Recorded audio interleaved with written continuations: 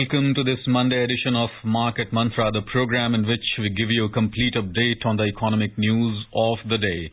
And today we'll also be taking calls from you on any queries that you may have on economic, business and stock market news. But do remember that we don't address company-specific queries. You can call us on 2331-4444, 2371-7106 and 2371-7117. And please don't forget to prefix 011 before these numbers if you are calling from out of Delhi. Well, I am Nishit Kumar and with me is my co-anchor in Hindi, Vishal Sharma.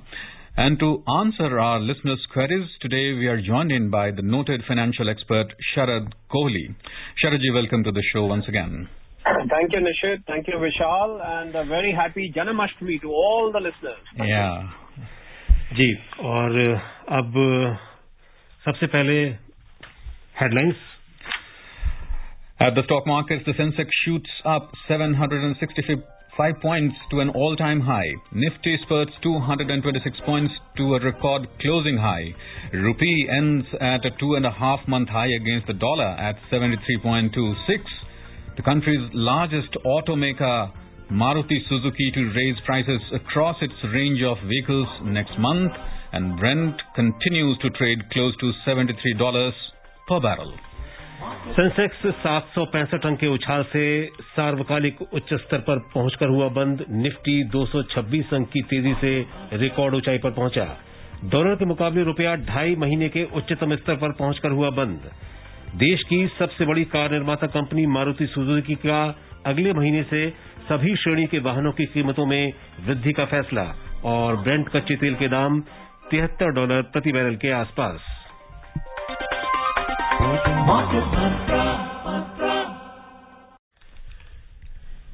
कार्यक्रम की शुरुआत सबसे पहले stock exchange से कर लेते हैं. Bombay stock exchange का सेंसेक्स आज 765 अंक के उछाल से 1.4% चढ़कर अपने सार्वकालिक उच्च स्तर 56,890 पर बंद हुआ. नेशनल स्टॉक एक्सचेंज का निफ्टी भी 226 अंक की छलांग लगाकर 1.4% की वृद्धि से 16,931 की रिकॉर्ड ऊंचाई पर पहुंच गया. व्यापक बाजार में और भी अधिक तेजी देखने को मिली. बीएसई मिड कैप इंडेक्स में 1.7% का उछाल आया और स्मॉल कैप इंडेक्स में 1.6% की बढ़त दर्ज हुई. At the stock market, the Sensex at the Bombay Stock Exchange shot up 765 points or 1.4% to end at an all-time high of 56,890 today.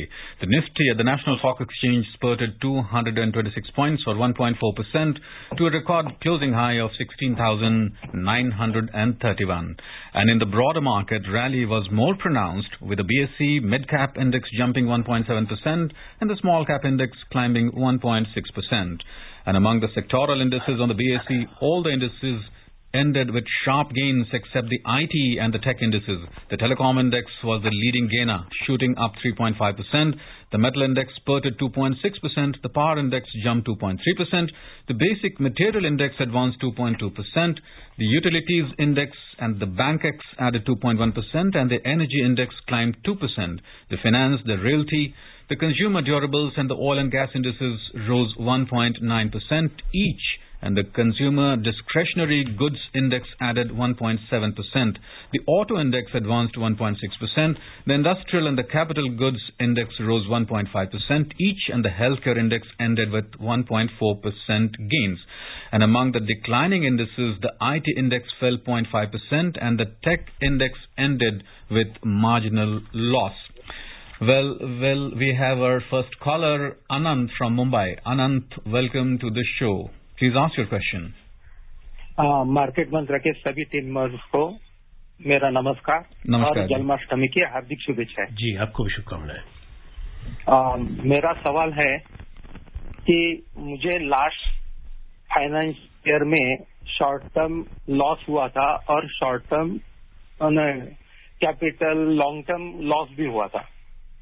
और इस फाइनेंशियल ईयर में मतलब 2021 में मुझे कुछ शॉर्ट टर्म गेन हुआ है और short term long term capital gain हुआ है. तो मैं ITR 2 भरता हूँ. मैं सैलराइड टैक्स पेयर हूँ, तो मैं ये कैरी फॉरवर्ड लॉस एडजस्ट कर सकता हूँ क्या? शरद जी। या आनंद जी, आप बिल्कुल कर सकते हैं। आपको दोनों तरीके के, मैंने देखा, सुन रहा था आपको मैं, कि आपको शॉर्ट टर्म गेन भी हुआ है, लॉन्ग टर्म गेन भी हुआ है, और आपको कुछ brought forward short term loss भी है और लॉन्ग टर्म लॉस भी है। बिल्कुल आप इसको सेट ऑफ कर सकते हैं। फॉर्म 2 आप अगर खोल के देखेंगे तो उसमें जो स्केड्यूल CG होता है, कैपिटल गेन स्केड्यूल जिसको कहते हैं, उसमें अलग से कॉलम दिया होता है जहां पर आप अपने ब्रॉड फॉरवर्ड लॉसेस लिखते हैं। और आजकल तो अब तो नई सुविधा आई है, उसमें ये प्री फिल्ड भी आ रहा है कुछ केसेस में। अगर आपको प्री फिल्ड नहीं भी मिलता है तो आप जो उसमें ब्रॉड फॉरवर्ड लॉस की कॉलम है उसमें आप देखें, नहीं तो उसमें भर के, और आप अपने करंट ईयर का जो आपको शॉर्ट टर्म कैपिटल गेन हुआ है और लॉन्ग टर्म कैपिटल गेन, उसको बाकायदा आप सेट ऑफ कर सकते हैं। यही लाभ है आयकर अधिनियमों के अंदर कि आप एक साल के घाटे को आने वाले सालों में एडजस्ट कर सकते हैं। बिल्कुल कर सकते हैं और जरूर कीजिए जी। और अब कोलकाता से अपना सवाल पूछना चाहते हैं अतानु। हेलो। हाँ, हेलो। हाँ जी Atanu ji. Sir, calling from Kolkata, name Atanu Saha. My question is, what are different between 70% holding promoters company and 100% private holding company within same sector? How they perform in this scenario? If we had any milestone, please tell us. Thank you. Mr. Atanu, you said 70% promoters holding. So I think the name is quite evident, but nevertheless, I'll explain you where the promoters of the company, that is the people who had started this venture, the people who had promoted the company, if they hold up to 70% of the equity share capital of the company, it is called 70% promoters held company. The second part of your question was that what is 100% privately held company? So 100% privately held company, Mr. Atanu, means that the shares of the company are not with either a financial institution or public, which means the common public does not hold shares. This also means, in other words, Mr. Atanu, that the company is probably not listed with any stock exchange, because if it was listed, 100% of the shares would not have been with the privately held promoters or their friends and relatives. So this is the difference. So whereas the first category can be a listed company, the second category which you mentioned will not be a listed company. I hope I have broadly clarified you the difference between the two. Well, our next caller is Gopal from Mumbai. Gopal, welcome to the show. You can ask your question. जी, market Mandal ji को नमस्कार जी। नमस्कार जी। Sir, मेरे दो सवाल हैं। पहला सवाल ये है कि समझो ज्वाइंट में, अगर डीमैट में दो ज्वाइंट है, एक की डेथ हो जाती है तो दूसरा कंटिन्यू ट्रेडिंग कर सकता है। पहला सवाल ये है। दूसरा सवाल ये है, एक दो कंपनियां 2015 में वाइंड अप हो गई मार्केट से। उनमें फिक्स डिपॉजिट मेरे फादर ने सबके नाम पे फिक्स डिपॉजिट रखा था। कंपनी दोनों लेटर भेजती है, we can not refund your amount and we can not paid your interest. ऐसा लेटर भेज के because your stock went wind up liquidation code है, वन इज NCCL कोड। तो सर, हम लोग फिक्स डिपॉजिट होल्डर को ये क्यों ऐसा लटका दिया है लोग, थोड़ा बता सकते हैं? गोपाल जी, आपके पहला पोर्शन है जो वो कि डीमैट जॉइंट अकाउंट में है, तो क्या उसको तो देखिए, आपने डीमैट खोलते टाइम अगर ये कंडीशन डाली थी कि आपने जो दूसरा सर्वाइविंग होल्डर होगा उसको आइदर और सर्वाइवर कहते हैं, अगर आपने उस ऑप्शन पे किया था तब तो जो सर्वाइविंग मेंबर है वो कंटिन्यू कर सकता है। Otherwise he would not be able to continue if you have not exercise the option. Normally joint account जब एक उसमें से जॉइंट होल्डर चला जाता है, उस अकाउंट को बंद करके यही सलाह दी जाती है कि आप एक नया अकाउंट खुलवाइए। पर अगर आपने आइदर और सर्वाइवर की ऑप्शन दी थी तो आप कर सकते हैं। दूसरा आपका है कि बड़ा दुर्भाग्यवश हुआ आपके साथ कि 2015 में कंपनी आपका फिक्स डिपॉजिट आपके घर वालों के नाम थे, आपके नाम थे, और कंपनी ने वाइंड अप करके हाथ खड़े कर दिए। जी, NCLT में देखिए, जब गोपाल जी कंपनी जाती है तो उसमें एक इंसॉल्वेंसी रेजोल्यूशन प्रोफेशनल को अपॉइंट कर दिया जाता है, जिसको हम IRP कहते हैं। वो ये निर्णय लेता है और NCLT कोर्ट के आदेश अनुसार के कौन कौन से जो क्रेडिटर्स थे, आप उनके लिए क्रेडिटर हैं, कौन कौन से क्रेडिटर्स प्रायोरिटी पे आते हैं। तो ये हो सकता है आपकी कंपनी के केस में, क्योंकि हम यहाँ नाम ना आपसे बुलवाएंगे ना हम लेते हैं, ये हो सकता है कि उसके जो एसेट्स हैं गोपाल जी वो इतने बचे ही ना हो तो आपको देने लायक। बहुत दुर्भाग्यवश है, बहुत मतलब उनपे मुझे बहुत लोगों को गुस्सा भी आता है कि ऐसे प्रोमोटर्स जो कि लोगों का पैसा फिक्स डिपॉजिट्स में लेके और उनके पास उसको मैच करने के लिए एसेट्स नहीं होते हैं कि कल को अगर उनको भुगतान ना कर पाए तो उनके एसेट्स बेच के भी वो फिक्स डिपॉजिट आपकी नहीं दे पा रही है। तो इसका अर्थ ये हुआ कि जो उनके और भी प्रायोरिटी क्रेडिटर्स थे, मतलब जो डायरेक्ट क्रेडिटर्स थे, उनके पास कुछ बचा ही नहीं और उन्होंने कंपनी जो है वो डिसोल्यूशन में चली गई। पर मैं आपको सलाह ये दूंगा कि जो फाइनल एनसीएलटी ऑर्डर है आप उस पर एक बार नजर जरूर डालें, क्योंकि कई बार एक स्टेज पे पता लगता है कि अभी नहीं मिल सकता, पर कुछ समय रुक के कई बार मिल जाता है। तो आप अभी इसको बिल्कुल मैटर को क्लोज ना करें, आप इसको बंद ना करें। आप एनसीएलटी में किसी सलाहकार से या किसी वकील के थ्रू पता करवा के कि इसका आज की डेट में क्या स्टेटस है, क्या परमानेंटली ये नहीं मिलना है या अभी ये कोई इंटरिम ऑर्डर निकाला गया है जिसमें कई बार प्रायोरिटी डिसाइड की जाती है। आप कोशिश करें, हम तो प्रार्थना यही करेंगे गोपाल जी कि आपके मेहनत की कमाई आपको मिल जाए और आपका नुकसान ना हो। जी, भोपाल से शंकर फोन लाइन पर हैं। हेलो। हाँ, नमस्ते सर। जी शंकर जी, मेरा सवाल है सर, ये जो इस करंट सिनारियो में how to identify value stocks जिसमें वैल्यू अनवाइंड होनी है फ्यूचर में और वैल्यू और उसकी वजह से हमें प्रॉफिट हो सकता है, ये मुझे बताइए। और दूसरा, क्या पीएसयू बैंक वैल्यू स्टॉक माने जा सकते हैं क्या? क्योंकि एसबीआई वगैरह में अभी तो कार्ड ही अनवाइंड हुआ है, अगर एएमसी वगैरह उसका अनवाइंड होगा तो शायद और वैल्यू खुलेगी। तो इस तरह की पीएसयू स्टॉक बैंक को आप मान सकते हैं क्या? और एक छोटा सवाल है सर, वो मैंने टीसीएस के बारे में पूछा था, टैक्स कलेक्टेड एट सोर्स अगर पहले जमा हो जाए तो अगर जब रिफंड मिलेगा अगले साल मिलेगा तो क्या उस पर मेरे को इंटरेस्ट मिलेगा 12% साल का या नहीं मिलेगा? Thank you sir. देखिए शंकर जी, आपका जो पहला सवाल है कि वैल्यू स्टॉक्स को कैसे आइडेंटिफाई किया जाए, तो देखिए वैल्यू स्टॉक को आइडेंटिफाई करने के लिए एक प्रोसीजर होता है स्टॉक मार्केट में जिसको हम एनालिसिस के लिए यूज करते हैं, उसको बोलते हैं fundamental analysis. Fundamental analysis basically company के जो फाइनेंशियल्स होते हैं उसको स्टडी करने के बाद निकाला जाता है, करा जाता है। उसमें मैं आपको कुछ पैमाने बता देता हूँ, वैसे तो ये बहुत लंबा डिस्कशन हो जाएगा। देखिए पीई रेशियो होती है, उससे आप पहचान सकते हैं कि ये स्टॉक ओवर वैल्यूड तो नहीं है। एक बुक वैल्यू होती है जिसके आधार पर आप ये निर्णय ले सकते हैं कि ये ओवर वैल्यूड तो नहीं है। कुछ आप मार्केट के जो उसके कॉम्पिटिटर्स हैं ये देख सकते हैं कि कहीं उनकी तुलना में रिलेटिवली स्पीकिंग जिसको हम कहते हैं, कहीं ऐसा तो नहीं उनकी प्राइस के मुकाबले इसकी प्राइस बहुत ज्यादा हाई हो रही है। तो ये कुछ पैमाने होते हैं पता लगाने के, बाकी ये थोड़ा सा टेक्निकल है। टेक्निकल मेरा मतलब यह है कि इसके लिए आपको थोड़ा फाइनेंशियल एनालिसिस की जानकारी होनी चाहिए, बैलेंस शीट को पढ़ना आना चाहिए, प्रॉफिट एंड लॉस अकाउंट को पढ़ना आना चाहिए, जिसको हम इबिटा क्या होता है और प्रॉफिट बिफोर टैक्स क्या होता है, प्रॉफिट आफ्टर टैक्स। तो इन सब बातों से आप पता लगा सकते हैं। तो अगर आप स्वयं नहीं लगा पा रहे हैं तो मैं आपको सलाह दूंगा, आपके इर्द गिर्द अगर कोई सलाहकार है तो उसके माध्यम से आप पता करें। कुछ गूगल करके भी लोग आजकल कोशिश करते हैं निकालने की, आप वो कोशिश कर सकते हैं। दूसरा, आपने टीसीएस का, मुझे याद है पिछले हफ्ते भी पूछा था ये, तो टीसीएस का जो रिफंड आता है, बिल्कुल मैंने आपको पहले भी कहा था शंकर जी कि इस पर रिफंड पे इंटरेस्ट मिलता है, सरकार इंटरेस्ट देती है। और अब 12% तो नहीं है, अब 6% के आसपास है, पर इंटरेस्ट अवश्य मिलेगा आपको। जितना भी आपका जितने टाइम आपका वो टैक्स कटा रहा और जिस डेट तक रिफंड आता है उस डेट तक आपको बकायदा इंटरेस्ट दिया जाता है। तो आप बिल्कुल इस मामले में रिलैक्स रहें। Our next caller is KC Chaudhary from Bihar. Mr. Chaudhary, you can ask your question. Yes. मैं केसी चौधरी सीतामढ़ी बिहार से रिटायर्ड +2 प्रिंसिपल हूँ, ब्लाइंड भी हूँ। तो एटीसी में जो निवेश करते हैं 1.5 लाख, उसके अलावा कहता है 50,000 आप एनपीएस में भी कर सकते हैं टैक्स सेविंग के लिए। तो मेरा एज 62 है, उसमें निवेश कर सकते हैं 50,000 एडिशनल? देखिए आप बिल्कुल कर सकते हैं, एटीसी में भी कर सकते हैं 50,000। उसके अलावा जो एनपीएस की सुविधा है चौधरी साहब, वो भी आप कर सकते हैं।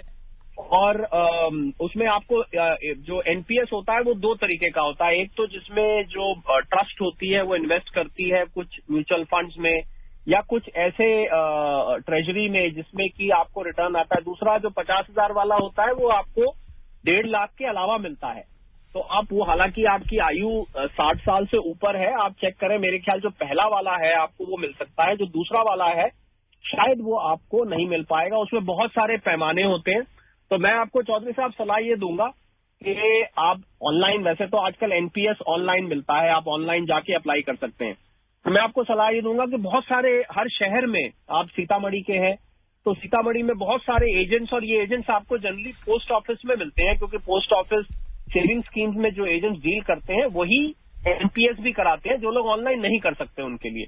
तो मैं आपको सलाह दूंगा आप किसी पोस्ट ऑफिस एजेंट को संपर्क करें और संपर्क करके उसमें बहुत सारे प्लान्स होते हैं एनपीएस में, तो आपके आयु के अनुसार जो प्लान आपको सूट करता हो वो आपको रेकमेंड करेंगे। प्रिंसिपली मेरा आंसर है जी हाँ, 1.5 लाख एटीसी में आप ले सकते हैं और 50,000 एटीसीसीडी जिसको कहते हैं उसके अंतर्गत आप ले सकते हैं। And it's time to slip into a quick commercial break, but please stay tuned because there are lots coming up on the other side of the break. बड़े भैया इस कहावत को जरा एक्सप्लेन तो करिए कि पानी यूं मत डाले जाओ ऋतु देख के फसल उगाओ। सिंपल है छोटे कि अपने लक्ष्य को दिमाग में रख कर इन्वेस्ट करना सीखो, पैसा ऐसे ही मत लगाते जाओ। ओ तो ये बात है। हाँ छोटे, अगर पढ़ाई के लिए या किसी की शादी के लिए जोड़ना है रुपया तो उसी हिसाब से तो इन्वेस्ट करना पड़ेगा ना भैया। बड़े भैया। हाँ छोटे। भारत के सबसे बड़े स्टॉक एक्सचेंज NSE द्वारा निवेशकों के हित में जारी। सोच कर समझ कर इन्वेस्ट कर। मार्केट मंत्र में आप सभी का फिर से स्वागत। अंतरबैंक विदेशी मुद्रा विनिमय बाजार में अंतर्दिवसीय कारोबार में रुपया आज 42 पैसे मजबूत होकर अपने 2.5 महीने के उच्चतम स्तर पर पहुंच गया। रुपया $1 के मुकाबले 73 रुपए 26 पैसे के स्तर पर बंद हुआ। और अब रुख कर लेते हैं एशियाई बाजारों का। अमेरिका के केंद्रीय बैंक फेडरल रिजर्व के चेयरमैन जेरोम पॉवेल द्वारा शुक्रवार को अपने संबोधन में ब्याज दरों को लेकर नरम रुख बनाए रखने पर जोर देने के बाद आज एशियाई शेयर बाजार कारोबारी सप्ताह के पहले दिन बढ़त के साथ बंद हुए। जापान का निकेई सूचकांक 0.5% की बढ़त के साथ बंद हुआ। चीन के शंघाई कंपोजिट सूचकांक में 0.2% की वृद्धि दर्ज हुई। दक्षिण कोरिया का कोस्पी 0.3% लाभ में रहा, जबकि हांगकांग का हैंगसेंग 0.5% और सिंगापुर का स्ट्रेट्स टाइम्स इंडेक्स 0.7% की बढ़त के साथ बंद हुए। यूरोपीय शेयर बाजारों में फ्रांस का कैक 40 और जर्मनी का डेक्स 0.2% की मामूली बढ़त में रहे। लंदन शेयर बाजार आज अवकाश के कारण बंद है। And our next caller is PK Sharma from Noida. Mr. Sharma, welcome to the show. Please ask your question. जी, मेरा प्रश्न ये है कि जो मार्केट कैप और जीडीपी का रेशियो है वो एक बहुत ही इम्पोर्टेंट फैक्टर होता है ये निर्धारित करने के लिए कि मार्केट आज कहाँ पर है, सस्ती है या महंगी है। तो जो मार्केट कैप है उसको तो हम बीएसई साइट पर आसानी से ढूंढ लेते हैं, लेकिन जो जीडीपी है आज की वो क्लियर नहीं हो पाती। हम गूगल पे देखते हैं तो कभी 200 बताता है, कभी 200 प्लस माइनस। तो मेरे दो प्रश्न छोटे छोटे ये हैं कि आज जीडीपी क्या है मार्केट कैप के रिलेशन में, और दूसरा जीडीपी का जो रिलायबल सोर्स है और उसको हम कहाँ पे देख सकते हैं या कहाँ पे सर्च करें, तो उसके बारे में जरा प्रकाश डालिए। Thank you. ये बहुत अच्छा सवाल है और इस सवाल के दो पहलू हैं। पहला तो आपने पूछा कि हम कहाँ देख सकते हैं, तो पहले तो मैं आपको ये स्पष्ट कर दूं बिल्कुल कि जीडीपी जो है जब तक भारत सरकार वित्त मंत्रालय उसको रिलीज नहीं करता है, मतलब उसको जब फॉर्मली अनाउंस नहीं करता है, जैसे अभी इस हफ्ते शायद आपको जीडीपी के आंकड़े आते दिखाई दें Q2 के, तो वो भारत सरकार ही उसको निकालता है, कोई निजी एजेंसी इसको शर्मा जी नहीं निकालती है। तो ये आप डेली बेसिस पे जीडीपी को ट्रैक नहीं कर सकते। पहले तो मैं आपको बिल्कुल स्पष्ट करना चाहूंगा, GDP day to day basis या वीक टू वीक बेसिस पे आप नहीं निकाल सकते। तो क्योंकि आप जीडीपी को डे टू डे या वीक टू वीक नहीं निकाल, क्योंकि जीडीपी का जो कैलकुलेशन है इसको हम ग्रॉस डोमेस्टिक प्रोडक्ट कहते हैं, इसमें value of goods and services बहुत सारी चीजें होती हैं। इकोनॉमिक का जो स्टूडेंट है वो इसको समझे और जिसको याद होता है फॉर्मूला जीडीपी को दो तरीके से कैलकुलेट किया जाता है। तो जीडीपी आप डे ऑन डे बेसिस, तो इसलिए जीडीपी टू मार्केट कैपिटलाइजेशन जो रेशियो है उसको भी शर्मा जी इसी वजह से आप डेली आप जब चाहें कैलकुलेट नहीं कर सकते। जब जीडीपी सरकार अनाउंस करती है तो उसको अनाउंसमेंट पे आप कुछ दिन तक वो वैलिड रहती है। वैलिड क्या, आप उसको आप जैसे पिछले क्वार्टर के अगर जीडीपी के आंकड़े आए तो उसी के आधार पर आप GDP to market cap ratio को चल सकते हैं। पर मैं दूसरा पहलू जो आपको बताना चाह रहा था कि ये जरूरी नहीं है शर्मा जी के मार्केट जो है हमेशा GDP to market cap ratio के अनुसार वो बिहेव करे, मतलब वो उसके अनुसार वो ऊपर नीचे जाए, ये कोई बहुत जरूरी नहीं होता। कभी कभी ये रेशियो बहुत ज्यादा डिस्टॉर्ट भी हो जाती है, बिगड़ भी जाती है, कभी कभी बहुत हाई चली जाएगी, कभी कभी बहुत नीचे चली जाएगी। क्योंकि मार्केट को ऊपर नीचे ले जाने के, और सभी श्रोताओं को मैं ये बताना चाहूंगा, मार्केट को ऊपर नीचे ले जाने के अगर मैं कारण गिनवाना चाहूं तो शायद मैं 1000 कारण भी लिखवाऊं तो वो भी कम पड़ेंगे। और GDP to market cap Sharma ji उसमें से एक कारण है। आप उसको फॉलो करते हैं, बड़ी अच्छी बात है, आप उसको एक बेहतरीन पैमाना मानते हैं, ये भी अच्छी बात है। पहले तो आप इसको डे ऑन डे बेसिस पे नहीं ले सकते जब तक भारत सरकार इसको अनाउंस नहीं करती है। हम उसका अनुमान लगा सकते हैं, हम उसका सटीक अमाउंट नहीं, सटीक परसेंटेज नहीं निकाल सकते हैं। तो ये मैं आपको सलाह देना चाहूंगा, आप बाकी पैमानों को भी दिमाग में रखा करें। जी, और अब धर्मवीर दिल्ली से सवाल पूछना चाहते हैं। हेलो। नमस्कार सर। जी नमस्कार। पहले तो आपको जन्माष्टमी की शुभकामना देना चाहूंगा मैं। जी धन्यवाद। कोहली जी, मैं ये कहना चाहूंगा कि जैसे मेरी 14 एफडीआं थी पंजाब में पीएनबी बैंक में, उन्होंने मेरी आधी एफडीआं हमारी बिना मंजूरी के ब्रेक कर दी, बाकी एफडीआं चालू रही। तो उसमें जो हमने नई एफडीआं तैयार करवाई तो उसमें हमारे को इंटरेस्ट रेट कम मिला। तो ऐसे में हम बैंक से ये कार्रवाई करवा सकते हैं कि हमारे को जो पिछला इंटरेस्ट रेट था हमारे को उसमें मिले। और दूसरा सवाल मैं ये करना चाहूंगा कि जैसे कि दिव्यांग लोगों के लिए क्या आप लोग क्या सलाह देंगे कि हम ये एफडी में इंटरेस्ट लगाएं, पैसा लगाएं, या हम और कहीं मार्केट में पैसा लगाएं? इसके लिए हमें कोई सलाहकार नहीं मिल पा रहा ठीक से, और जानकार नहीं मिल पा रहा, हम फील्ड में एक्टिव नहीं हो रह पाते, इस कारण से जो दिक्कत है इस बारे में बता पाएंगे? जी, आपका जो पहला सवाल था कि एफडीआं आपकी बगैर मर्जी के बैंक ने तोड़ दी, तो ये मुझे थोड़ी बात बैंक की ओर से अटपटी लगती है, क्योंकि अपनी मर्जी से बैंक, ये हो सकता है कि इंटरेस्ट रेट चेंज किया हो उन्होंने, तो उस इंटरेस्ट रेट की एडजस्टमेंट वो आपकी मैच्योरिटी का जो पीरियड है वो चेंज कर दें, या जो आपको ब्याज मिलना है मैच्योरिटी वैल्यू जिसको हम कहते हैं उसको चेंज कर दें। पर अपनी मर्जी से उन्होंने बैंक की एफडी तोड़ दी, ये मुझे कुछ बड़ी अटपटी सी बात लगती है, क्योंकि ऐसा बैंक अमूमन नहीं करते हैं। तो मैं आपको सलाह दूंगा कि आप बैंक के पास दोबारा जाएं, बैंक के जो सीनियर मैनेजर्स हैं उनसे आप मिले, उनको ये बात बताएं कि मेरी बगैर मर्जी के ये एफडी तोड़ दी गई और नई एफडी करी गई। वो ठीक है, नई एफडी कम इंटरेस्ट रेट पे करी गई, क्योंकि समय समय पर जो इंटरेस्ट रेट है बैंक वो रिवाइज करता रहता है। नॉर्मली पिछले कुछ सालों में नीचे ही जा रहे हैं, ऊपर तो नहीं गए, पर कभी कभी थोड़ा बहुत बढ़ भी जाता है।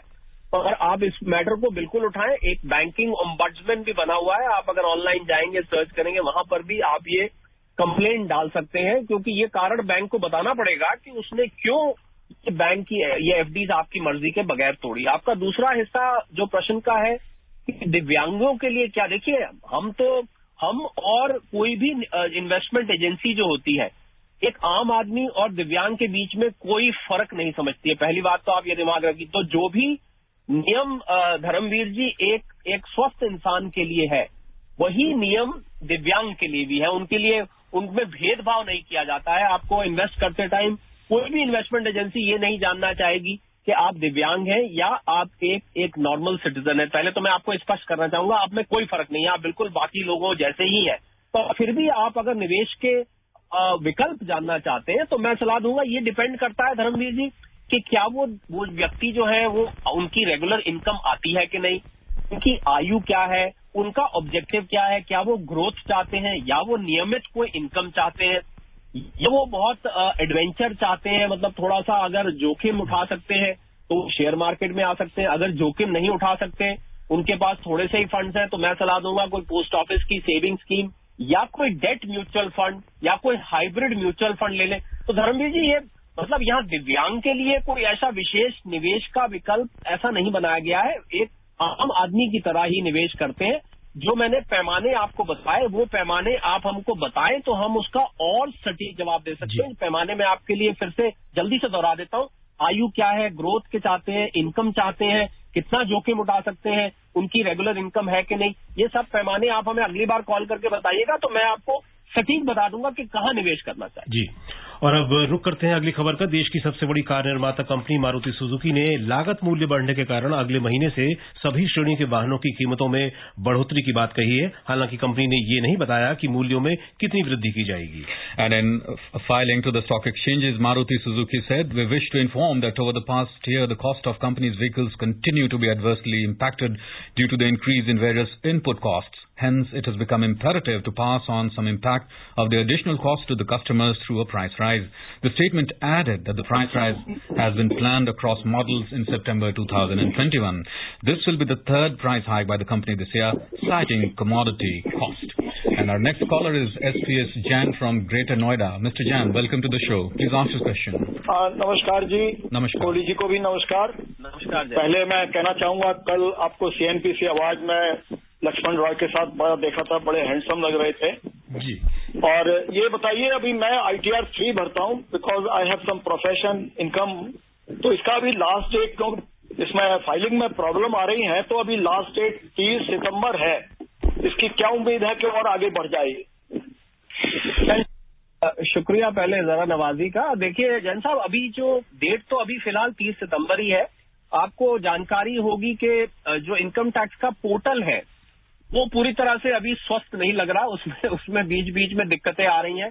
और आपने सुना होगा कि माननीय वित्त मंत्री महोदया ने जो इसको चलाती है कंपनी इन्फोसिस, इस पोर्टल को मैनेज करती है, जिसने सारा डेवलप किया है, उसको उनके CEO को सम्मन भी किया गया था कि आप आइए साहब इसको चालू करिए, क्योंकि लोगों को दिक्कतें आ रही हैं।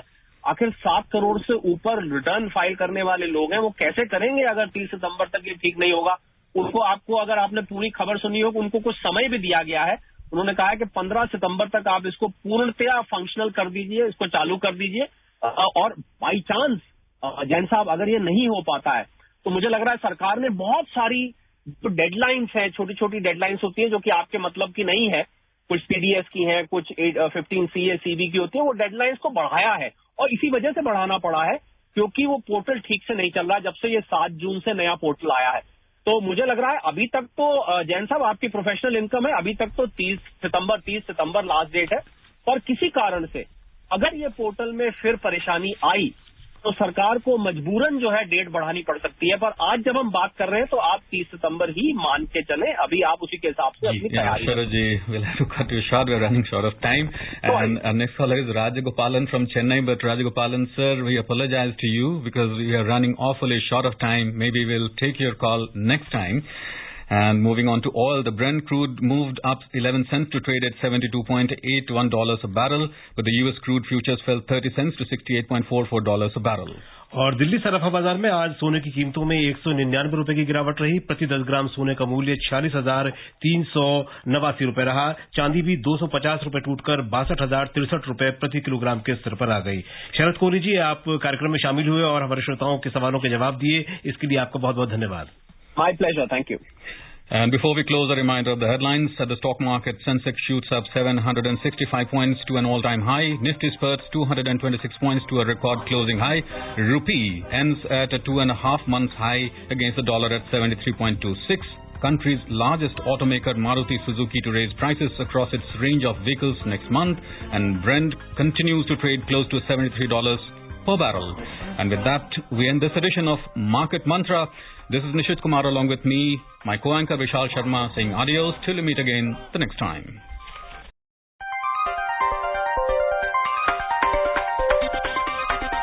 Market Mantra.